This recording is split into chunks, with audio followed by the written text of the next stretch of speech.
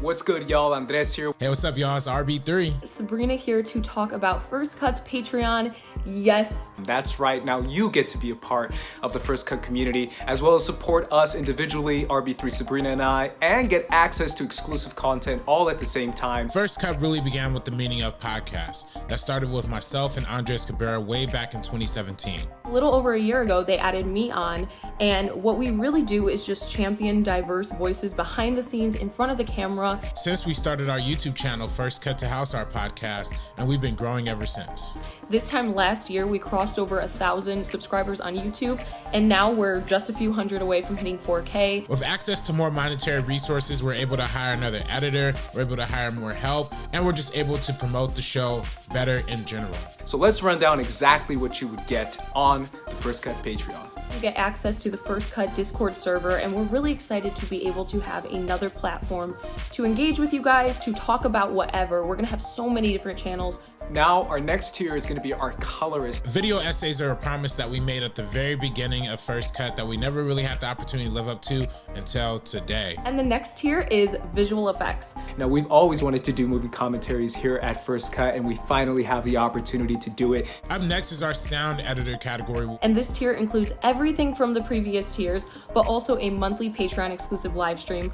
And the next tier is the post-production supervisor. We are making this tier our access point for our behind the scenes content. Next up, we have our composer. You get to be in a virtual hangout with RB3, Sabrina, and I. That means you officially get to hang out with us. And then, of course, we have the final tier, which is the director. You could be a part of the First Cut crew occasionally on this tier, where you can actually be a part of some of our episodes. If there's something that you're really passionate about that you want to talk about with us on the Meaning of Podcast, this is the tier that you want to be at. We are starting Patreon so we can expand and produce more content for you guys to enjoy.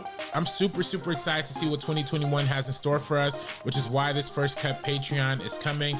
And whatever way you can support, please do. Again, it's patreon.com/firstcutstudios.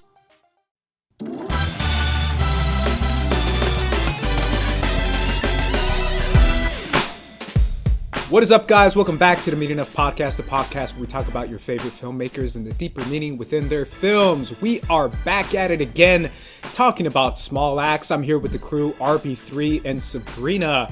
How are you guys doing today? I'm doing great. Yeah, good. Yeah, back to pod on 2021. Yes, back into the podcast form. We are very excited, guys, to talk about the Small Acts series, the Small Acts feature films, whatever you want to call them. That's what we're going to discuss today. Obviously, if you've been on First Cut at all, you've seen the individual reviews we have up. We've pretty much done all the films except for the very last one, which we've been saving for this podcast, which is why we're going to talk about that today. But first things first, guys, obviously, we've seen all these films now. This is probably some of the most heartbreaking, heart-wrenching, powerful, cinematic stuff we've seen all year. I gotta start off with the major question. Which one is the one that stood out the most to you guys? And I hate to make you choose, but I'm gonna make you choose. Well, I know for me, like the one that really tickled my pickle in the beginning was Mangrove. And that was the first one out the gate, and that one felt like a really like standalone feature film, the most out of, I think, all of them. And I think they all stand alone as like their own kind of feature films in their own way. But obviously Mangrove is the longest, and it has obviously it has a lot of parallels to what's going on in today's society, especially in America, but also it has a literal parallel in the fact that it came out around the same time of Trial of Chicago 7. So those are things that I came to appreciate from it. I actually probably appreciate Mangrove the most in the filmmaking aspect of it, but I actually watched Lovers Rock probably the most out of all of them. I think saw that one like 2.5 times, because that one's just really, it's really fun and really easy to enjoy. So it goes back and forth between those, and then obviously Red, White, and Blue I did the review on and have an article on Geeks of Color for. So they're all really engaging and really entertaining in different ways, and touch on really deep and heady things, but it's kind of hard to target which one is like a particular standout. Yeah, I agree. I think Mangrove, that one being the first one out of the gate, that really set the tone for the rest of it. So that's why I have to give props to Mangrove. But also Education really did stand out also, like ending on another high note. Like we said, all of the films hold up really, really well as a series together. It doesn't diminish in quality as we go on. All of them are really, really great. I like the way we ended with Education because I think it wrapped up all the ideas that were brought, like really, really brought across in the series really well. Yeah, 2020 has been quite a year when it comes to films. It's been a strange year. I almost feel like a lot of people have been missing movies. I saw a couple days ago that someone posted on Twitter, and a couple people replied that if anyone saw any good movies in 2020 come out. And I felt like that was someone who maybe wasn't a film fan, because there's a lot of like non-film fans, casual film fans who maybe see 2 or 3 movies a year, who probably didn't see any movies this year, probably saw 1 or 2, who are now kind of struggling to find their top 10 list, or struggling to find their top 5 list, as this guy said on Twitter. And I think it's something that's missing a lot, is that people are starting to go more to streaming. Obviously, one of my favorite things that came out this year, I call it a thing because it's almost like a film itself, was Devs. And you could say Devs is like a movie from Alex Garland, just 6 episodes long. This is kind of similar with what Steve McQueen is doing as far as making something shorter, but making it basically a film. Like you said, RB3, I feel like Mangrove is the biggest example of how cinematic Steve McQueen can be, and what cinema can be inside a streaming service. That's definitely the one that stood out the most for me as well. Let's touch upon Mangrove a little bit. There's obviously so much there. It's about a trial. It's about police brutality. It's something that took place in real life. Tell me what your biggest takeaway was, RB3. My biggest takeaway for me, and you know, we touched on Mangrove in our review collectively a lot too. But yeah, there's a lot of takeaways for me in this movie. I think for one, the performance by Sean Parks, and the lead role of Mangrove, I think was breathtaking, and also Letitia Wright playing a member of the Black Panther Party from across the pond, I think was incredibly fascinating as well. I think they have I think they touch on a lot of international issues of the Black diaspora, right? That highlights it really highlights a lot of I think that's the whole point of the series, right? It's to highlight people's stories and struggles and aspirations that haven't been highlighted before. So it definitely does that in a really efficient way by focusing in on like this restaurant, which I think, I personally think it even is kind of more tragic too when you think about how, this is kind of, the whole story is kind of revolving around this guy who's trying to, who had a criminal past, but he's trying to clean up his act and trying to get like a legitimate form of business and a legitimate form of income. But the oppressive police around him is forcing a criminal lifestyle upon him. So there's like a lot of takeaways. There's also, and every time I talk about Mangrove, I always forget to shout out the gentleman who played the other social rights. Give me a second on that one. But yeah, there's a lot of standouts for me in Mangrove. So, Sabrina? Yeah, the standout of Mangrove, I mean, like just echoing again, Steve McQueen, the way he was able to take this story, it's so perfectly paced. You feel all of the emotions from so many different characters, because there's the scene that I talked about in our review where it just sticks on our character's face as they're reading the verdict. And so it's things that are chilling and haunting. And I just appreciate being able to see these types of stories from something not in this country, because it is so prevalent in England. And that's another thing about the Small Axe series, is that you're seeing the like injustices in like the care system, the education system, the court system, so many different things. And I feel like he displays that in a very authentic and human and powerful way. And it's something you can watch and enjoy from a filmmaking standpoint, from a story standpoint, highlighting its relevancy. There's so many different reasons why this one just stands out. Yeah, I definitely feel like it's the most cinematic of them all. Have you got the actor pulled up? Malachi Kirby, who plays Darkest Huey. So he was the brother who wore the turtleneck the entire time. And then he was like practicing to become a lawyer, so he like defended himself the entire trial.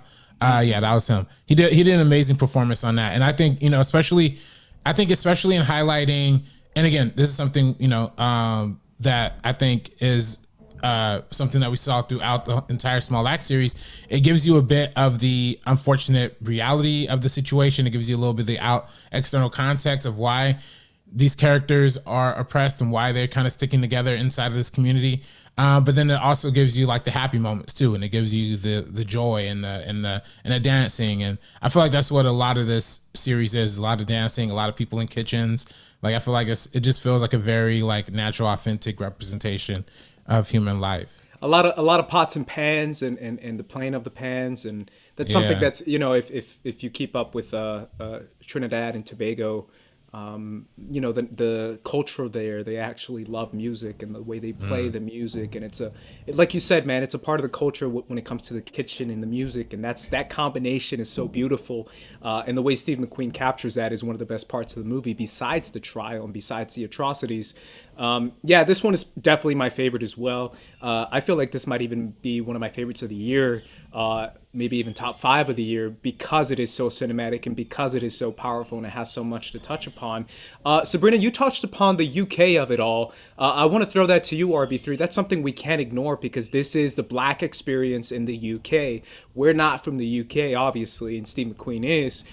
There's been a lot of discussions. There's even been one today. I don't know if you guys saw that article from Regina King. I think it was Variety or it might have been Vanity Fair, talking about the casting of a British actor to play Malcolm X. But the whole British, Black, African American, obviously I can't talk much about it, but I know you can, RB3. How do you feel about that? And how do you feel about Steve McQueen talking about, hey, yo, this is about Black people in the UK, check us out and check out our story? Yeah, well, it's funny because this has actually been a prevalent conversation. Shout out to Clubhouse, the growing social media platform that nobody should get on. It's kind of trash, but it's fun. It's entertaining if you like listening to the podcast and just want to hear people talk. There's a really interesting room. Not necessarily, it's going to relate to Small Axe. We gotta follow me a little bit here. It was the room that because in Clubhouse you get in room and you hear people talk about whatever, like it's like a big phone call, right? And the room that the title of this one room was I forget the exact title of the room, but it was about boycotting the new Fred Hampton movie. And essentially it was and which is Judah and the Black Messiah. And the whole context of the conversation was talking about the fact that Daniel Kaluuya is a British actor who's playing Fred Hampton, an American civil rights leader. And in the cases of both Martin Luther King, which had his first cinematic portrayal by David Oyelowo, a British actor, and also and dang it, I just lost it just that quick. There's another big historical part recently that was played by a British actor too. It's going to come to me eventually. But there was, but yeah, people are saying that it's not necessarily fair that people could have that kind of Black diaspora experience, have the African American specific experience if they're from overseas, right? And that came into the conversation. And and talking about that, Lakeith Stanfield was actually in that room. So he was in that room listening to people talk down about the Fred Hampton movie, right? Even to the point where they were talking about boycotting it, right? I don't necessarily agree with that. But he was in that room, and somebody else had brought up the conversation of Small Axe and how Small Axe was a representation of UK Blackness on film and how that was represented. But then there's also further controversy upon that, because then there's questions of, is Letitia Wright or John Boyega part of the West Indian community? Are they accurately representing that specific experience, or is it just a Black UK experience and that's just more general? And how deep into the conversation, to the nuances of race specific casting do we want to become? So I think that's incredibly fascinating. I think it's an incredibly fascinating thing to think about. And my personal, can I ask your opinion, man? I definitely want to get yours. Otherwise, yeah. My personal opinion is, I definitely think there's a fetishization of British actors in Hollywood for sure. Especially when and these are examples that some people in that Clubhouse thing kind of talked about. When Spike Lee talks about working with British actors, he talks about them being far more trained and so much more experienced. Or when Ava DuVernay talks about it, she says similar things. But in reality, it's when we look at the context of the world, and of the circumstances in America, unfortunately, like, you know, the whole idea of like acting is not really seen as like a craft in the United States as it is in Britain. So if you want to become an actor in Britain, you literally have to do theater your entire life to build up to that point, as opposed to America is not really like that. But then also, but also at the same time, you know, that's to say, like, I think British actors should be perfectly fine with playing big parts, even, you know, not talking about black people, like, you know, Henry Cavill should play Superman. You know, British actors should play superhero movies, because I personally feel like if those parts are not available, and especially this is, you know, going back to directly more so with black actors, if the parts are not available at home, come to the United States and get them if they're available. You know what I mean? Because they're not making, you know, now we're starting to see a change in the UK where they're starting to have more black actors on film and on television, but you know, they don't have that same level of representation that we have on our cinemas here. So Yeah, that's my thing, man. Do you really feel like it's okay to say like, hey, you can't play a black guy from America because you're not from America? You have it good in the UK, as if UK people don't, as if black UK people live in a utopia where there's no racism there. Like, there's still racism there, and it's still pretty shitty there. Like, I don't know if that's the best way to go about it. I don't know if you agree with that or not. No, I don't. So I don't personally agree with it. I do see the stance. Like, I see when, okay, so this is coming from the perspective of somebody who has seen Judah and the Black Messiah, right? Yeah. I actually enjoy that movie a lot, and this is a little bit off topic, but I enjoy that movie a lot, and I enjoy Daniel Kaluuya in it, right? Now, people were criticizing Daniel Kaluuya, and, you know, for the fact that when he was talking about his inspiration for the roles, he was talking about, oh, like, he took, you know, Fred Hampton's like vocal mannerisms from like opera and like Italian music. And in reality, you know, some people were saying that if he was black, he would be talking more about like blues or like jazz, because that's, you know, that's where Fred Hampton was from Detroit, from the origin place of like a lot of that stuff. So there's some people who will argue like very specific examples of like how having an American experience might, you know, lead to better character decision making. But that being said, I watched the Fred Hampton movie, and he was phenomenal. He was breathtaking. He was mind blowing. I mean, he was GOAT level to me. Like, he's, you know, Dan Kaluuya is always GOAT level. I don't want to see a GOAT level actor not play a GOAT level type character. So, you know, I'm not gonna not say David Oyelowo shouldn't also play Martin Luther King either, because I mean, he killed it. I mean, he just rocked the world with it. I don't know if there's going to be a better performance that's going to touch that too. Same way that Denzel, an American actor, killed Malcolm X. So, yeah, it's tough, man, because you're right. There is a lot of nuance to it, because obviously there is probably a little bit of unfairness when it comes to casting American actors, especially African American actors, in different roles. I just feel like if you start to get too specific, like now it has to be a homie from like Michigan, or I mean, otherwise it's not gonna. You see what I'm saying? Yeah. Like, then it starts to get a little like, that's not fair, man. And then when you start to say he's not black because he doesn't, you know, listen to blues and stuff like that, I'm like, oh, I don't know if that's the best way to go about it either, because you can't deny someone's blackness because they like opera. Yeah, like, it's a universal struggle. It's a universal struggle across all forms of the black diaspora, that we all have struggles. Even though it's not the same exact struggle, there are similar struggles that we deal with, from the police, from colonization, from like all these things. And I think that's what Small Axe does a beautiful job of highlighting through this. Like, it shows you that, you know, America, UK, like, we're all dealing with the same issues of, you know, not proper education especially for special needs people. That's what they touch on education. You know, they touch on, I think in Lovers Rock, which I'm sure we're going to talk about shortly. Yeah, let's talk about that. Yeah, they talk, you know, they touch on, you know, sexuality and all of these like different roles and subject matters in terms of gender, you know, roles in our society. So I feel like all of these individual pieces tell individual stories that all span and derive from a shared experience across the black experience. Yeah, it's definitely so complex and nuanced. Obviously, I can talk about the Latino perspective when it comes to Spaniard actors. I know there's been casting stuff in the news with that. We'll get to Yeah. that later in some other episodes. But let's talk about Lovers Rock. I know this is the movie that you reviewed, Sabrina. This is a movie that has been getting kind of like a resurgence. I saw it on a lot of top 10 lists when it comes to people's top 10 of the year. It's Thank you, one of the Obama. Thank you, yeah. Obama. Oh, but yeah, sure. There you go. Yeah. It's one of those movies that is super short, so it's an easy watch, like you said, RB3, and I think that's why a lot of people are watching it. Why do you think this one stands out so much, Sabrina? I think this one stands out because it's something different that we don't typically see in a single film. So obviously, it fits in the series in a different way because we're looking at a different perspective from a house party. But typically, if we see this, it's just one scene in a film. But now we're like prolonged in this situation and it's in this fictional house party. And I feel like through the use of characters and the camera work throughout this party and music, of course.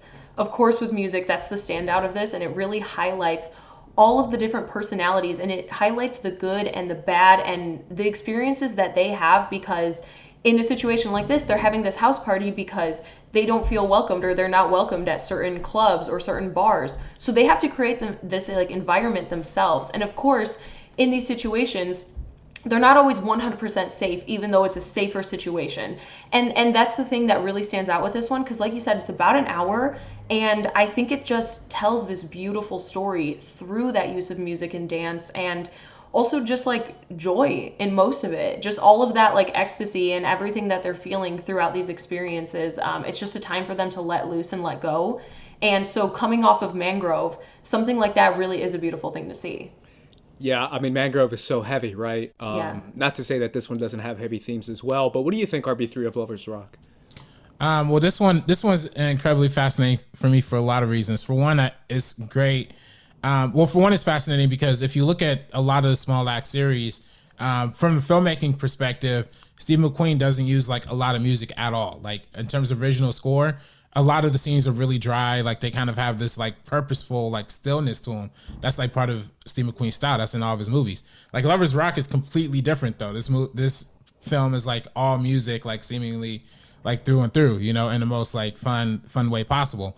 And it definitely evokes that, like Sabrina said, like that house party vibe, like, you know, sneaking out and going out for a fun night, you know, on the town. That it definitely evokes that, but at the same time, it really adds a level of spirituality, I think, to the music of Lovers Rock, right? And that whole genre of music. And I think it beautifully highlights.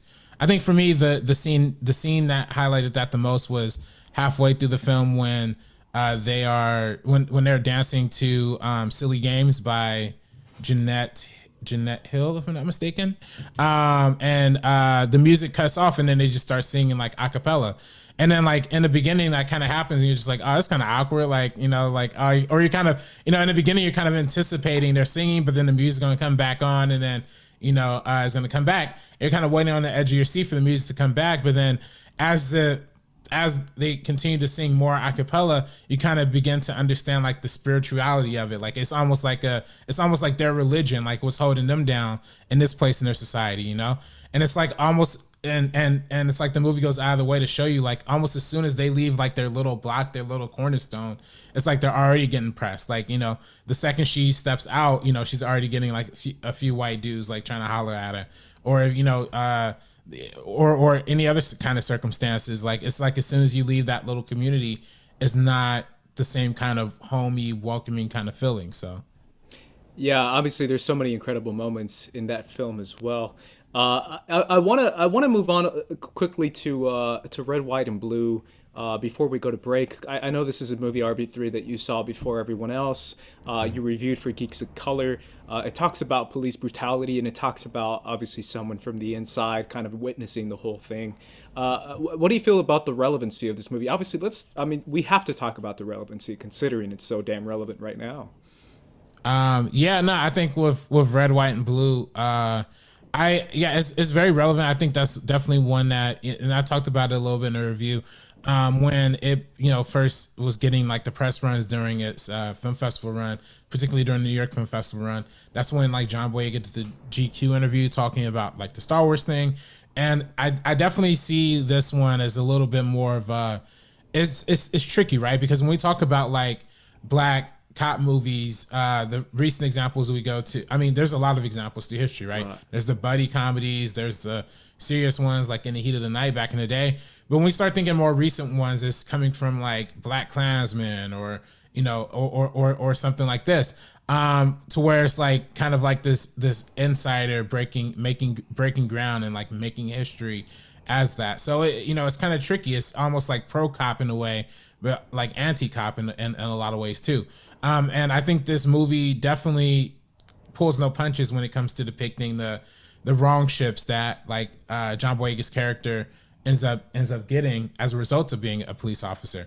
Like his character is literally, you know, he had at one point during the thing he was chased around and beaten, or he was chasing somebody to you know, looking for a criminal, and he ends up getting beat up by the guy after calling for backup numerous times. And on top of that, the reason why he joined the police force to begin with is after his father ended up getting beat up by the police. Like, so all of this is like, it really shows you like, despite all of the systemic, and by the way, John Boyega's character is Leroy Logan, and the actual real life Leroy Logan actually went on to be the founding member of the Black UK Police Union or something like that. Yeah, association. Yeah. So, you know, like it, you know, all of this is like kind of like first kind of territory stuff, because it's all broaching like new territory for literally, you know, like this character and in this time period. So it was really fascinating and brilliant to watch. It was hard to watch. This is one of the harder ones, I think, to watch of the series, but I think it was incredibly important. I think relevant to what's going on, particularly today across the world. It's tough, right? Because it's one of those things where we see, like you said, man, so many black cops in movies, and you never know exactly what they're trying to say. I mean, we have obviously the funny ones like the Chris Rocks and all that. We have the 21 Bridges, I think that's what it's called, the Russo brothers ones, where it's like a badass cop. But again, and I know I hate to do this, but when I throw it to like real life situations, like just last week we had a Capitol police officer, African American police officer, who was like chased around at the Capitol building, and it happened to be a black cop. I mean, you bet your ass that was very intentional when it comes to those, you know, white supremacist protesters. So it's that idea of like, even though you're a cop, even though you're the blue, you're still a black guy, and you're still going to get discriminated against, even though you're a part of the system. I mean, I think of the first scene in Watchmen, man. I mean, obviously that's not necessarily the same thing. Watchmen is a fictional show, but it's still very relevant when the police officer is a black guy pulling over a white supremacist, and he's asking for permission to use his gun, and then he ends up getting shot up by the white guy. I don't know if you've seen Watchmen, Sabrina, but that's like the first scene in the show. Oh, you've seen it? But that's the first scene in the show, and it's that kind of idea of like, is that a thing? Is fighting injustice from the inside a thing? What do you think this movie says to that, Sabrina? Well, I think it really shows an example of somebody who comes in with obviously the like really great intentions, and because it is a real life story, obviously we know that it ended up working out for him. Like he said, it was the association, like he was a part of that for years. And I mean, the real life Leroy Logan is only 64 years old. So it's so crazy. And that brings, we know, we're like, oh yeah, this is set in the 60s, 70s, 80s, but it really brings it to a halt when we think about that age, because that is not that long ago. And I think it's like joining a system that obviously is known and is still to this day known to oppress your people, and joining it for the reasons of wanting to change that. And obviously that is a very difficult and like complex conversation, and I love the way that they handled it within this film, because it is authentic. It shows just because you're on that side doesn't mean they're going to respect you right away. That's actually not the case at all. And then when you're in the situations, also people on the street are going to see you wearing that badge. Your own father is going to see you wearing that badge, and he's going to think a little bit something different of you, because that system has been oppressing your people for so long. And so I think they handled that very carefully, and John Boyega's performance as Leroy Logan was so impactful and powerful for the situation, because he had a job lined up for him. He had his life set out for him, and he decided to make this change in his life for systemic change, to fight for systemic change for his people. Yeah, obviously it's a very complex world and a very complex issue when it comes to that kind of stuff, and I feel like Steve McQueen does a really good job with this. Obviously, guys, we're gonna go to break. Once we get back from break, we're obviously gonna be talking about Alex Wedo and education and the conclusion of the Small Axe series and what it means as a whole. So make sure you guys stick around. This ain't funny, so don't you dare laugh. With the 4/5 divide you in half. You getting at me equals a bloodbath. You do the math, take you out the equation. It's a masterpiece, baby. It's perfect. I love it. It's amazing. It's beautiful. Baby, listen, we gotta go get ready for work. Love you, baby. What? Work? Yeah. What happened to going to the science fair? Jackie, if you don't get your... Look, she's not answering. We gotta go. 30 seconds. Jackie, hide! All right, let's go save some parents. I've seen my parents die 277 times. I noticed on today's attempt, the gravitational field declined by 50%. And I'm worried you only have like 2 attempts left. I might just have to go in. Into the house. With armed robbers. It's too dangerous. I'm not willing to waste the last 2.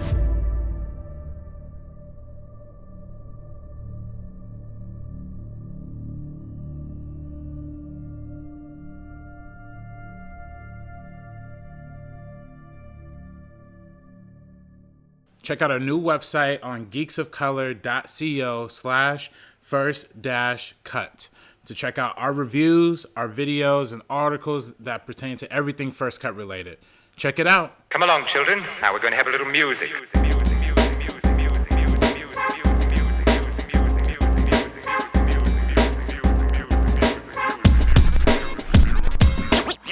What is up, guys? We are back talking about Small Axe. Now we're going to get into Alex Wedo and education. Let's start with Alex Wedo. This is one obviously that I reviewed and I saw, but I don't think I ever got your guys' thoughts on this one. So I want to hear it. RB3. Yeah, I really enjoyed this one too.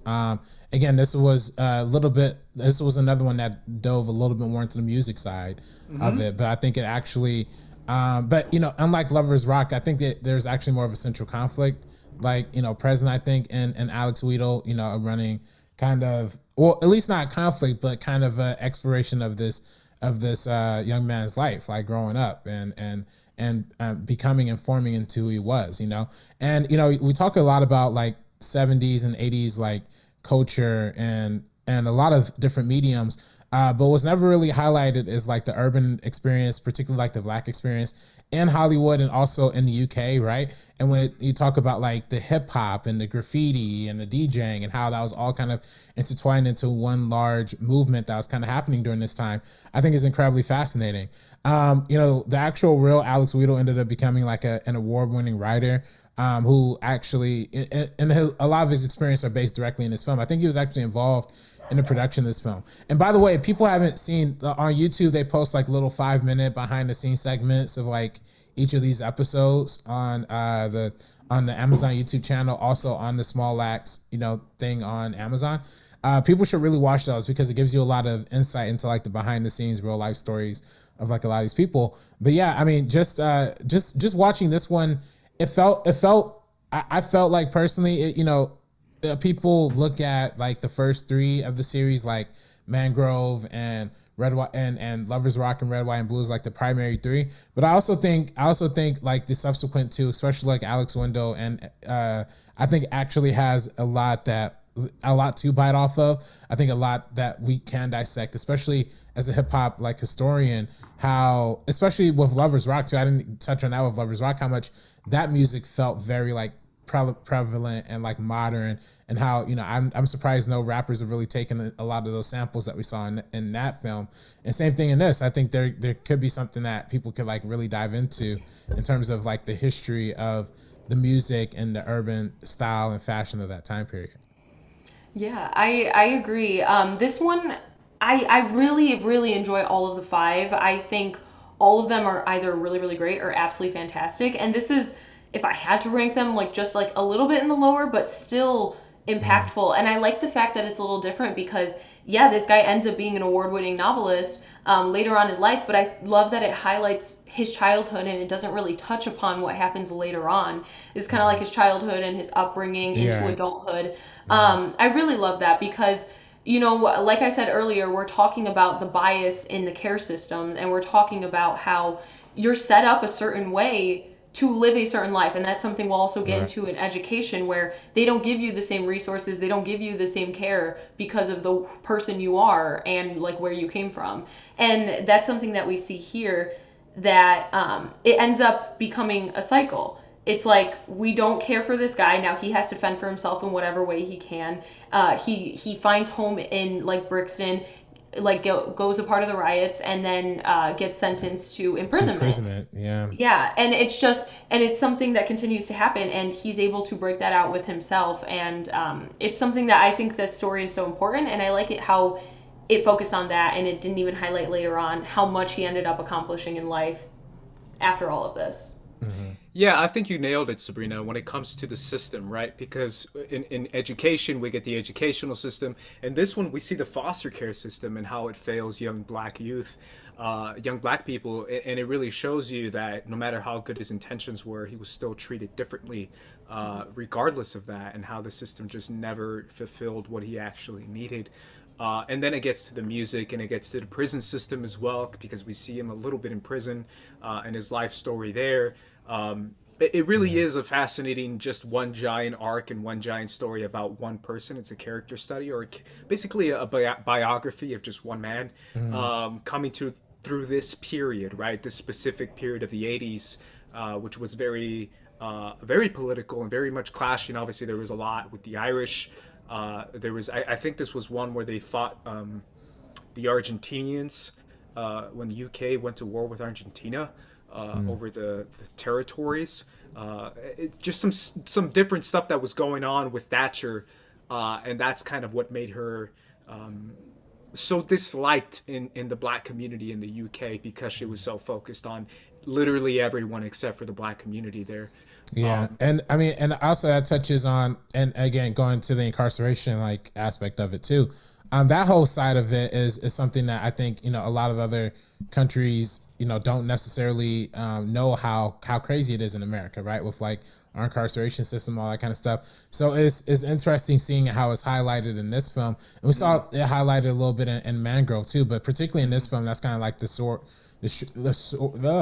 main like source, you know, of the main driving line of the story, with, you know, obviously coupled with the more vibrant flashbacks. But I think, you know, depicting that like incarceration and how is really not ultimately that like rehabilitative, is actually more destructive, and actually does more to create more problems. And shout out to one of my favorite podcasts of 2020, Louder Than Riot. They go really deep into the correlation between like hip hop and the prison industrial complex, and how like there's kind of like a really close connection in a lot of different ways that people don't really realize.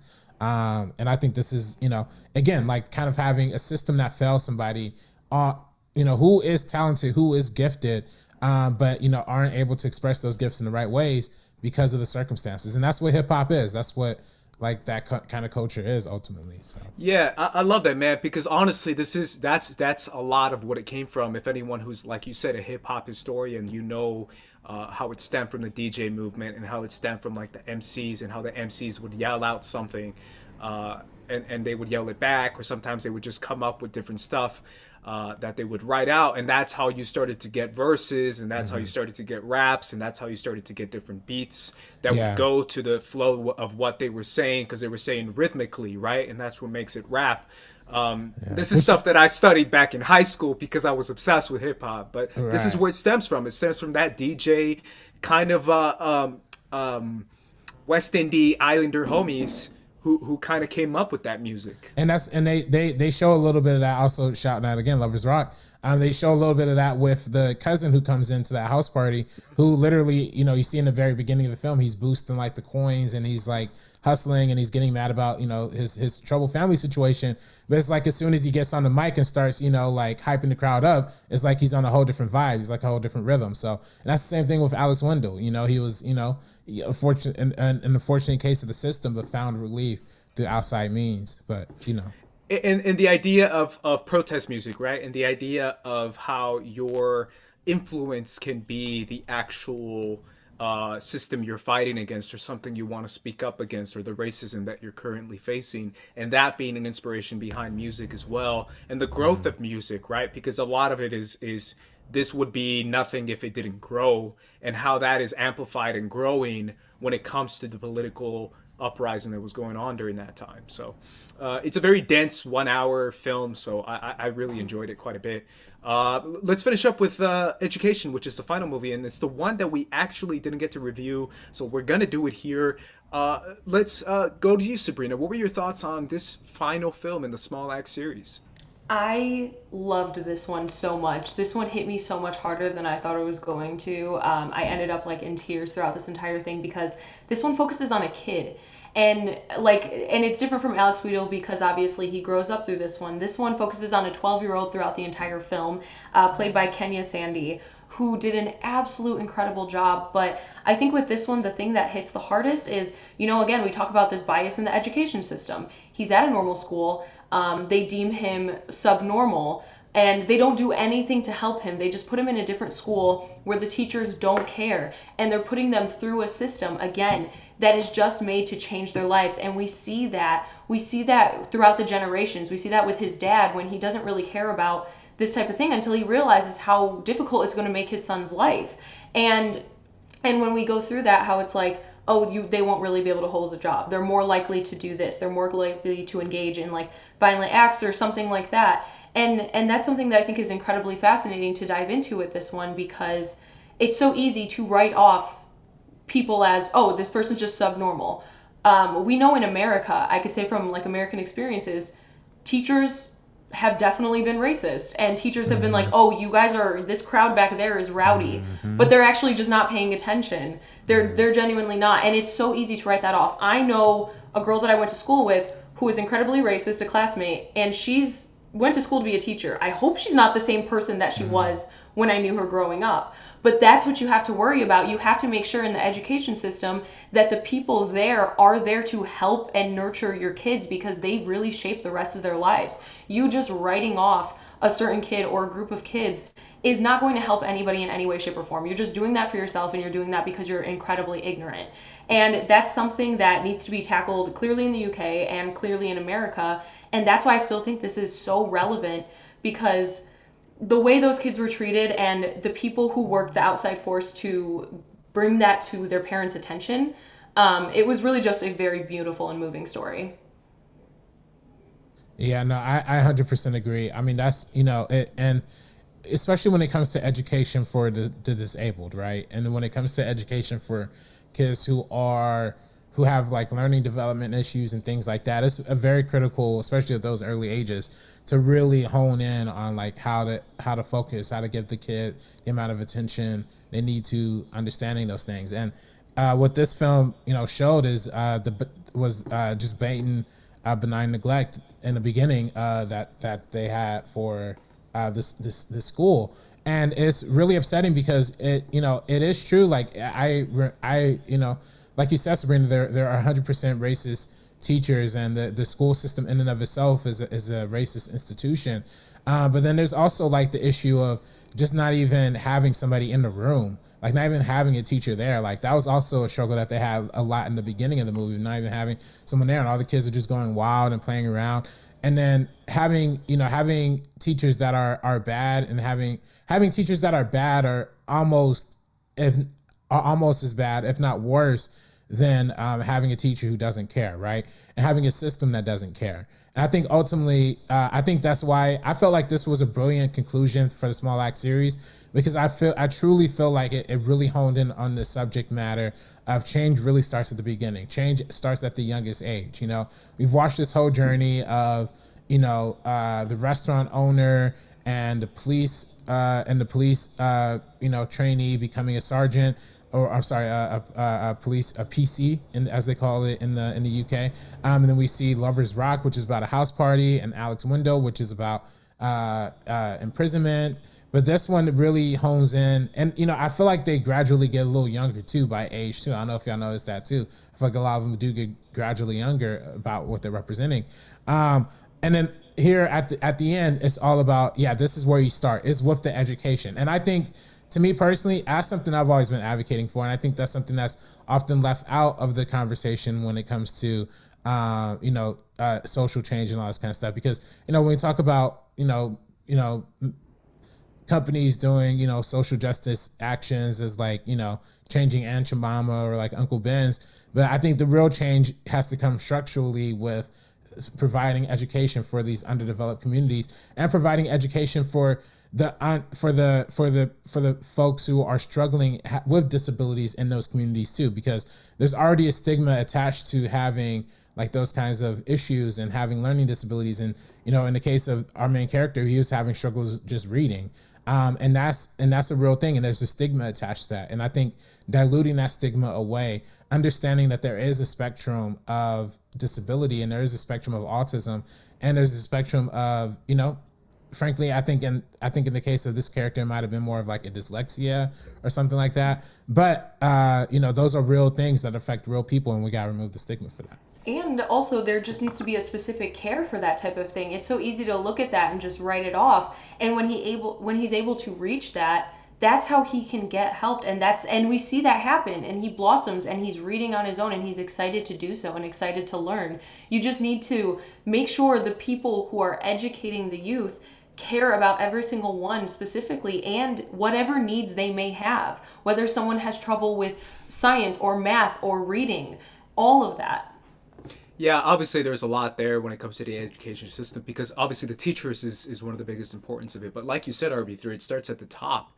Like if the people choosing the teachers, if the people choosing the students, as far as who goes to your school, are selecting only what they want and discriminating against what they don't want, then it's never going to work anyway. Also, when it comes to the idea and the placement of the teachers, as far as if I'm in this poor community and I'm a teacher in this poor community and I'm getting paid nothing, why should I even show up? Who cares? These kids don't want to learn anyway. Like that kind of ideology and this idea of like, do whatever you want. I don't care. I'm getting paid $5 an hour. You can do what you want. I don't care. I'm in a poor community. That stigma too, and that idea that the teachers had in this movie when he goes to the second school is also something that should be talked about as well. Yeah, to me, man, I really do feel like education is everything. I feel that from the bottom of my heart as someone who's grown up through the different various education systems, going from private schools to public schools to a state school finally when I went to my university. And seeing all the structures and seeing everything and seeing my advanced classes and my AP classes and all that jazz, I saw the different levels and I saw the different treatments of everything firsthand. And I definitely have different ideas now that I am a full-grown old man adult. And I really do feel like the education system is one of the most crucial parts of any country, as in the UK as well. But I want to touch on the final thing you said, RB3, which is this one long film? Is this one long film with different stories, but just different characters throughout it? But it's an entire film itself. Is it a film series? How do you feel about this, man? Well, I mean, that's an interesting conversation. I mean, I don't know necessarily. There's different ways that people have categorized this. Some people do think of it as a straight up TV series. I think the fact that, at least for Mangrove and Lovers Rock, for Mangrove and Lovers Rock were both selections into the Cannes Film Festival. And then also Red, White, and Blue was a selection to the New York Film Festival. And as well as the previous two were also selected for New York Film Festival too. So I do think, I think there's a legitimate case of saying that these are individual films that are presented in an anthology way, right? In an anthology series way.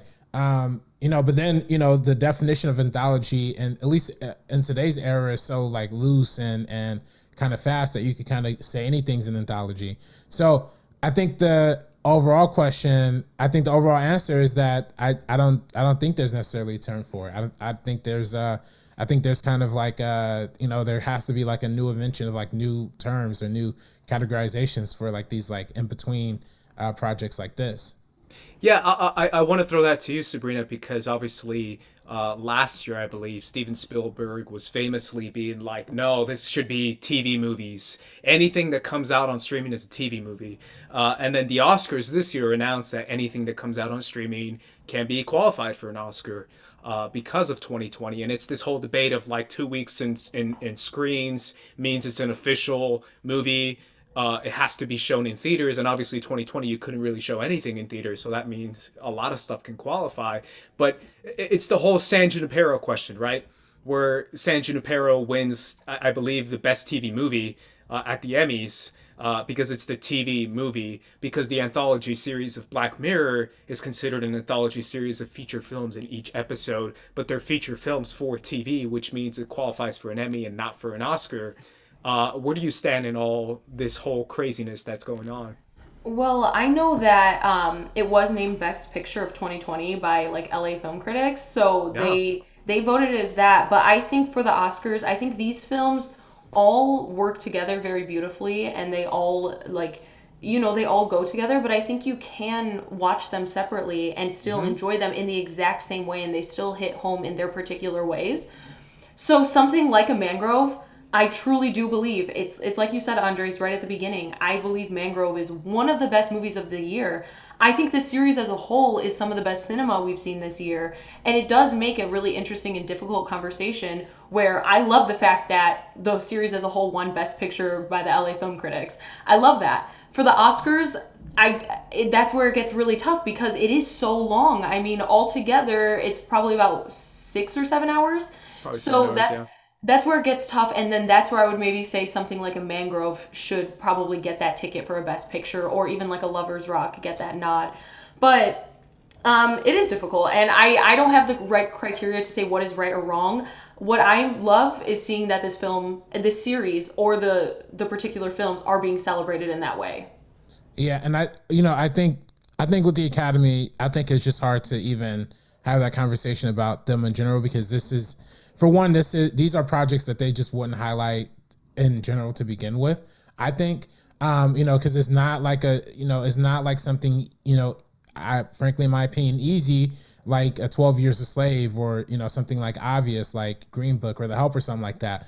I think these films are a little more complex. They show a little bit more of what's actually going on, and I think especially when there's more especially at least in the case of like Mangrove, when there's a more comfortable competitor in the race with like a Trial of Chicago 7 has a hard time competing anyway. But I do think I don't know I don't know if this actually lands anywhere in the film versus TV debate, but all of these films were actually shot, all of these projects were actually shot on film, not digital. So I do want to shout that out. I think that it might not add to the conversation, but I do think that's actually interesting, and that's something that did stand out to me. These are uniquely cinematic pieces of television. According to something, at least according to an article I saw online, the BBC usually don't even allow like their directors to like do rehearsals with the cast before they start shooting. They usually don't allow like for all these things for things to be shot on film, but they went above and beyond to make this project feel heightened and cinematic and to please to what Steve McQueen was asking for this project. So Yeah, I mean, obviously, it's. I don't think it's as simple as simply saying what it is and isn't. But I feel like like you said, RB3, we're reaching a point now where that line is so blurred that it's one of those things where maybe we should throw out the rule book and make a new one and say, hey, this is and should qualify as a film, and it should stand alone as a film, like Sabrina said. Let Mangrove be a film that is qualified for the Academy Awards. Let Lover's Rock be. Let Red, White, and Blue. Let any and all these films stand individually. And if someone says, hey, this I want to judge it as one entire film, that's fine as well. But I do feel like I think we're reaching that point where you're starting to judge certain series and certain films as one and the same, if that's even possible. I saw the top 10 movies of the year today by Cinefx. I didn't even know they released their video, but I finally saw it today. Mm-hmm. And they actually put a series in there, and they were like, you know what? This is a weird year. We're putting a TV show in here. And it's that idea. They put I May Destroy You, I think is what it's called. I haven't seen it. Oh, yeah. They put amazing. that as one of their favorite movies of the year. You see what I'm saying? Like, we're reaching a weird year where now series are movies and movies are series. Yeah. Well, I mean, you go even a couple years ago when OJ Made in America was OJ Made in America. The Oscar. It won the Oscar for movie. Best Documentary and a also, show. Yeah, and also won the Emmy for Best Documentary too the same year.